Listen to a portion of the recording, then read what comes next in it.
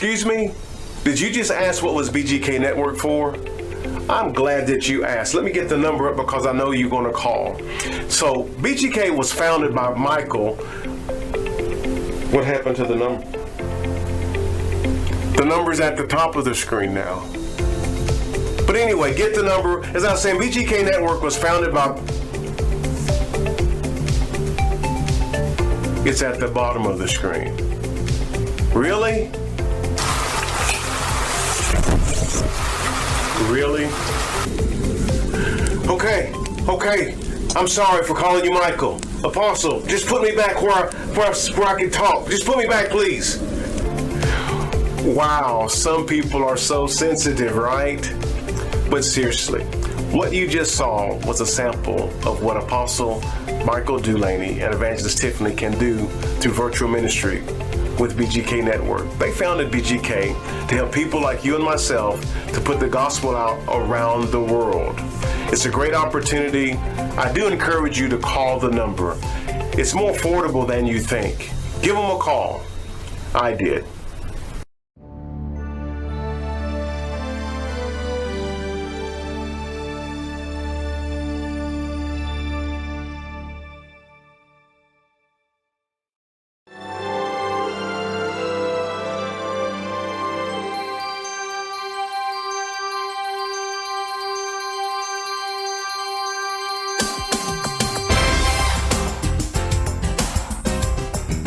Well, this is part 2 with Maxine Sturdivant. I met this young lady several years ago. She was church secretary and just a wonderful personality. And I maybe saw something in her that she had no knowledge was there. And I think what I saw in you was the fact that you didn't need to waste your life. You had too much to give in your life. And so I think when I would talk to you, I always wanted to encourage you to go forward and to look for more in your life. Before we get back to your story, I want to remind my viewers that I have little cards, and all you got to do is just give me that phone call, 972-816-7887, and ask me, say, Dr. Mom, I'd like to have 10 or 12 of those cards because I want to put them up in my health club. I want to put them up in the supermarket. I want to put them up somewhere where somebody can see it, and maybe they'll pull it off the wall, and they will become one of your viewers for Let's Talk About Marriage and the Family. You know, anywhere that you have a Roku television, you can scroll down to BGK on the network. And once you get into the BGK, look for the Saints. That's the network that belongs to me. I will be talking to you a little bit more about how you can bring your ministry onto the Mondays, that they can be your ministry can be a part of the Saints network for a much, it's such a cheap, affordable cost.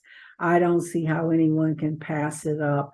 And the cost is a monthly charge, which I will discuss with you privately. And I will also offer you a package where I would be your consultant to help you with your contents of what you are producing and how you're producing it, and how to market and get your ministry out there so other people will become involved. So request the card, and on the back, it does have some information about the Saints Network, but request the card and put it up wherever a bulletin board is available. I would truly appreciate it. Remember, call me 972-816-7887 and request your cards. I'll get them out to you as quickly as I can. And or you can send me an email at rjjoseph920@gmail.com. So enough about Let's Talk About Marriage and the Family. Last week we had part 1 with Maxine Sturdivant, and she shared a lot about her life, shared about her growing up, being raised by grandma, shared a lot about her marital relationship and her children. I never, ever want to paint anyone as being a bad person. I always say when things are positive, we're in the right place at the right time with the right people doing the right thing, and therefore we can see a miracle. So I do not want to paint Maxine or her ex-husband as being bad people. They just were not in the right space for each other. They are very, very good people. I have no doubt that her ex-husband is an excellent friend, also is an excellent father, provider, a wonderful man in the community. They just weren't in the right space or place for each other.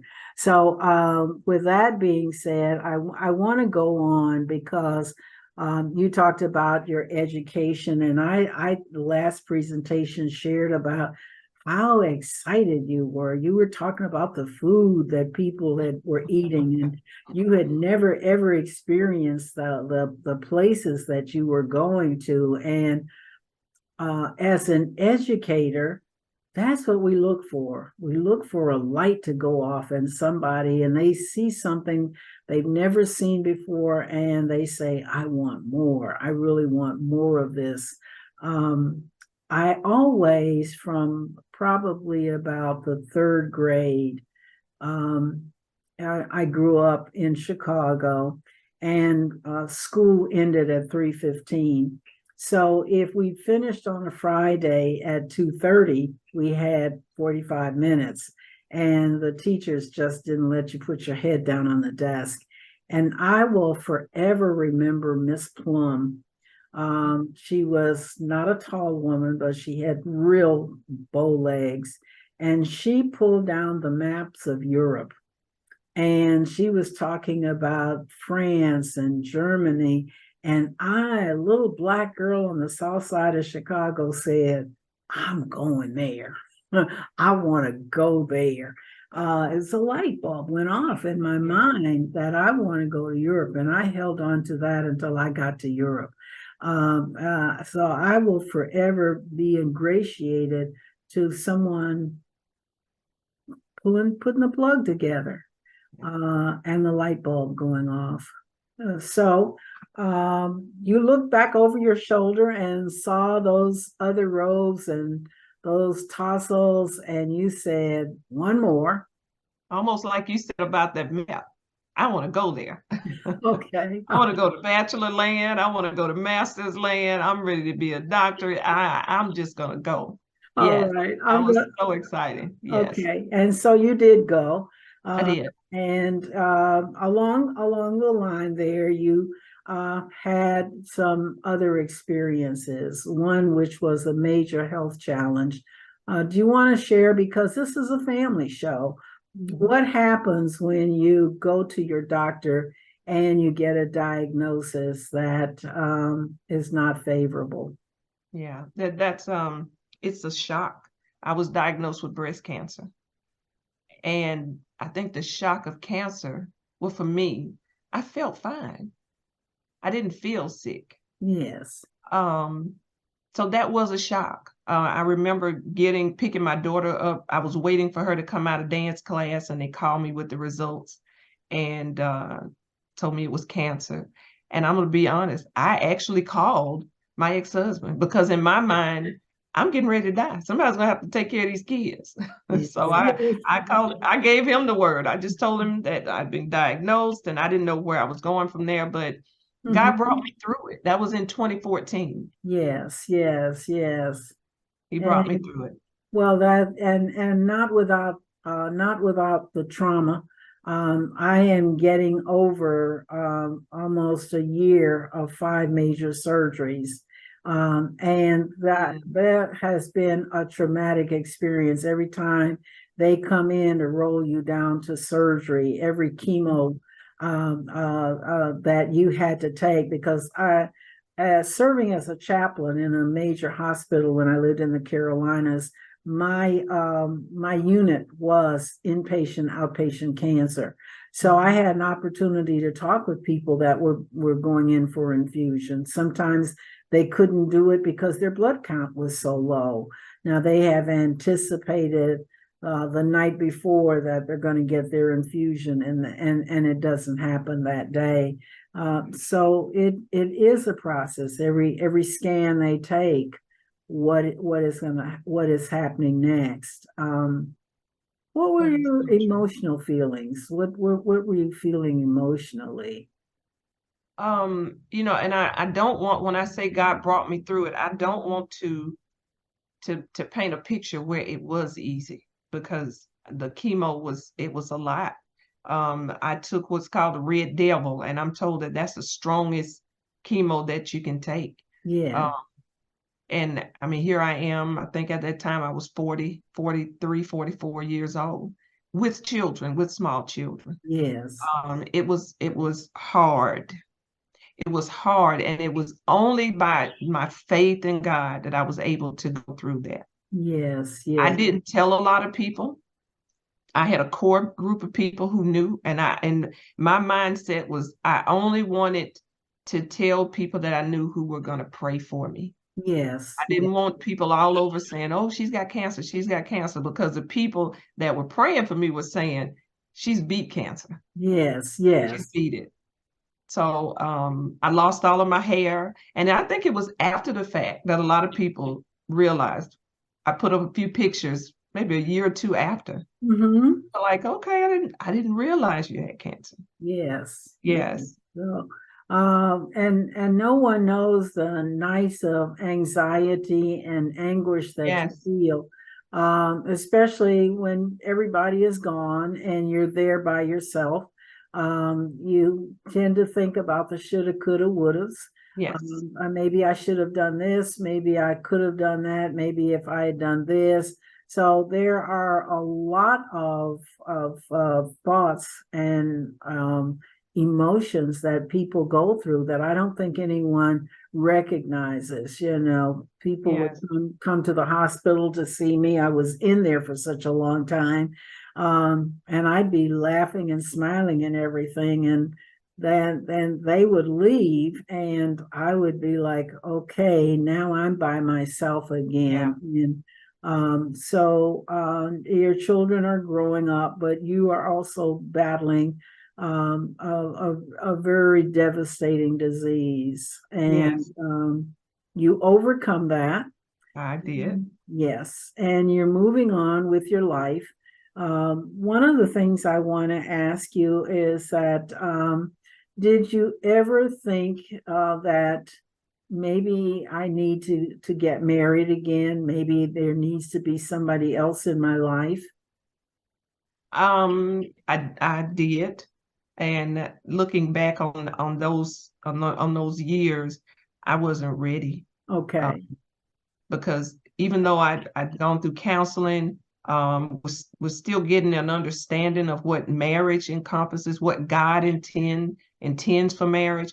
I still wasn't ready. But yes, I did. I wanted a husband. And then once I got breast cancer, I thought, oh, okay, well, there you go. That's Forget it.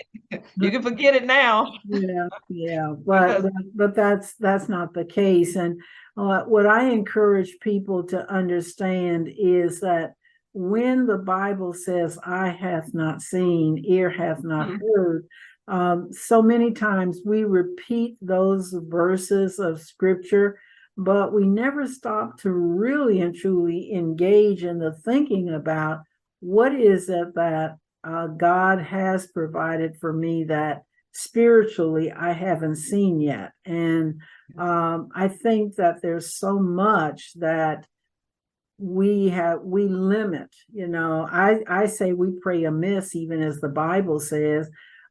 Faith is wavering because I don't see how God is going to do it. Well, I don't see how God created a universe, and he didn't consult me. And so because I wasn't consulted doesn't mean that there's not a universe. It just simply means that my eyes aren't able to comprehend it or to see it. And so a lot of times it amuses me when I hear people say, I don't know how God's going to do it. Well, I don't know how he did it the first time. Yeah. So now you're back on your feet, your body is rebuilding. And did you go back to school? What happened as your body was rebuilding? Were you going to school? Had you transitioned to different aspects of ministry? Tell us about that. Well, actually, I was working on my doctorate at the time of that diagnosis. Okay. That was a part of the reason why it was too much. I just lost my grandparents a week apart, maybe a month before, and then going through the chemo and the surgeries, and it was just too much. And I really lost my why as far as education. Okay. And I just stopped. Okay. All right. Yeah. Yeah. And a stop doesn't always mean the end. Right. Stop Exactly. For us many times means that we have just paused. And in our pausing, what we are doing is getting ready for when God moves us to the next place we're supposed to be. So now I would like to talk about something that was very devastating. When I heard this news, I felt such a pain for you, and that was the news about your son. Do you want to share with the Let's Talk About Marriage and the Family audience what happened? Yes. Well, in a 6-month period, I was diagnosed with breast cancer again. This was in 2021. Yes.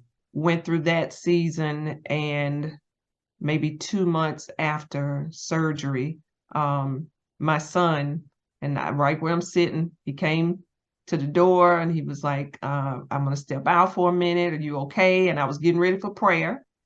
Because I am in the ministry, and I was getting ready to go live with prayer for my church. And, I just said, yeah, I'm fine. I'm fine.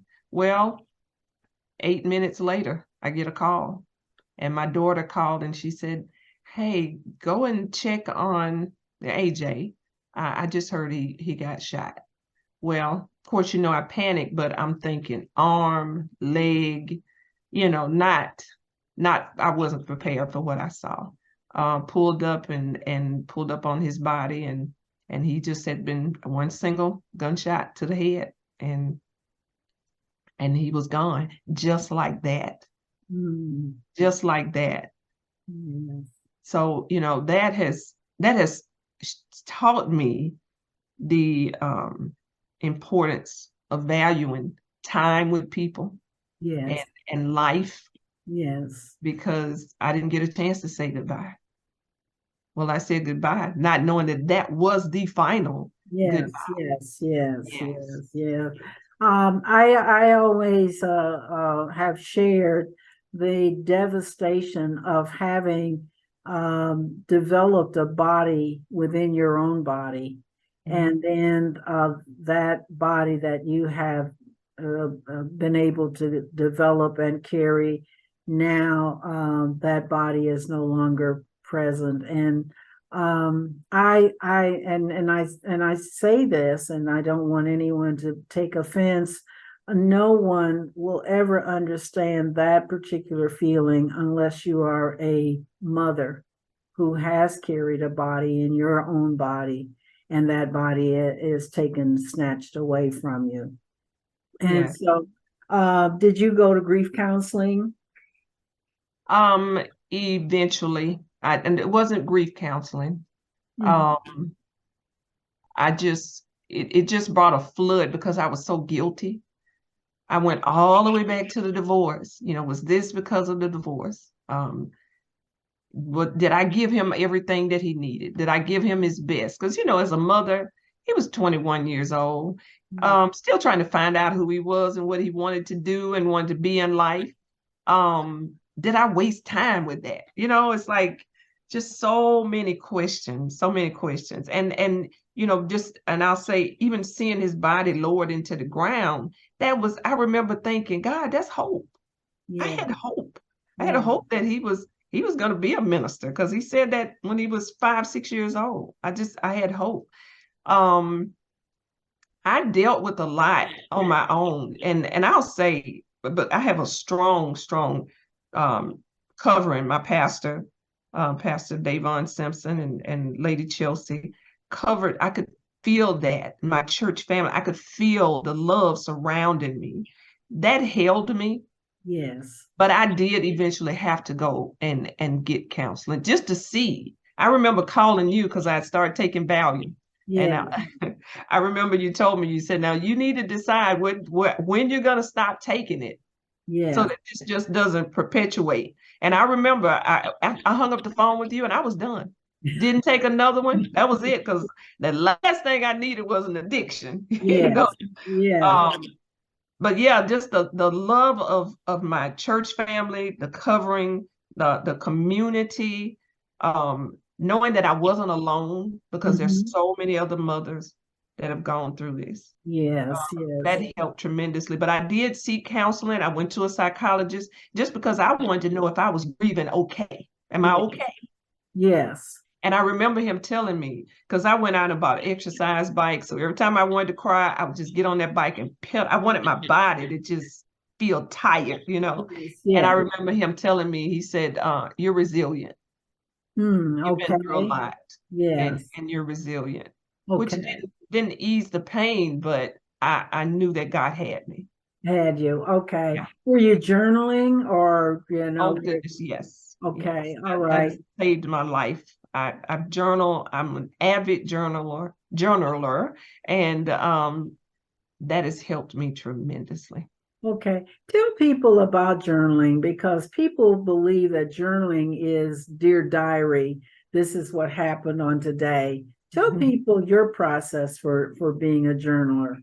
Now, I will say Dear Diary started back in maybe 5th grade, Okay. and then I graduated to Dear Lord, Okay. and now it's a it's like a supernatural encounter with God for me. Okay. Mm-hmm. I've actually had experiences where I've written letters to people who have hurt me, Yes. Yes. and gotten that, and in an effort to get it out of me and onto paper. And Okay. I've been able to tell them how that made me feel.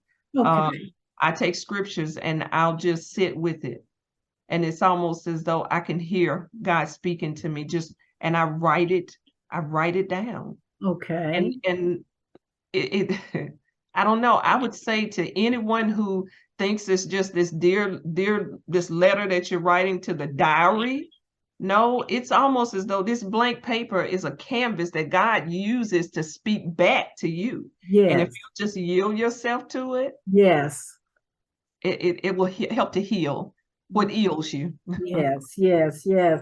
I go back and read many of the things that I have written in my journal. Sometimes they're just questions about how I'm feeling about a particular situation. This, I believe, is what's happening to me.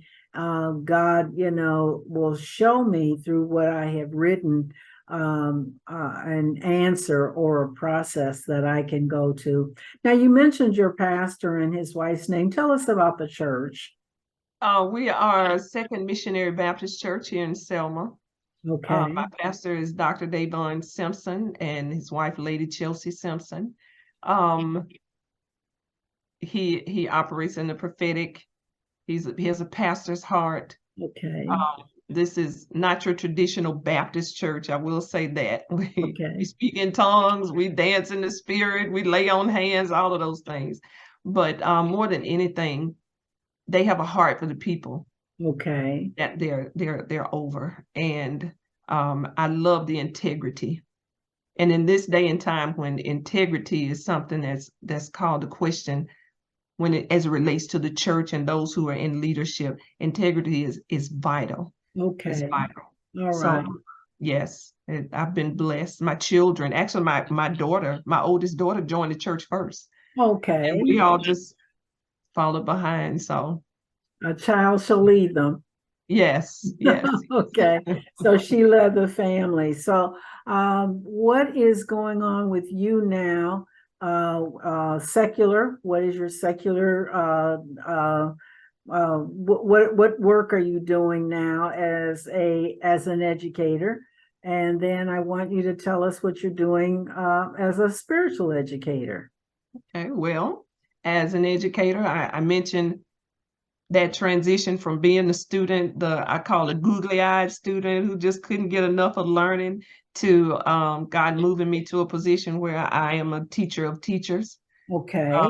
And also helping other adults, not just adults, but those are my favorite students. Okay. I am over the adult education program at my community college. Okay, all right. Yes. Are there other programs like that throughout the United States in case someone was watching and wanted to become involved? Do you have other areas that you know of around the United States where people can get involved to find out their goals for education?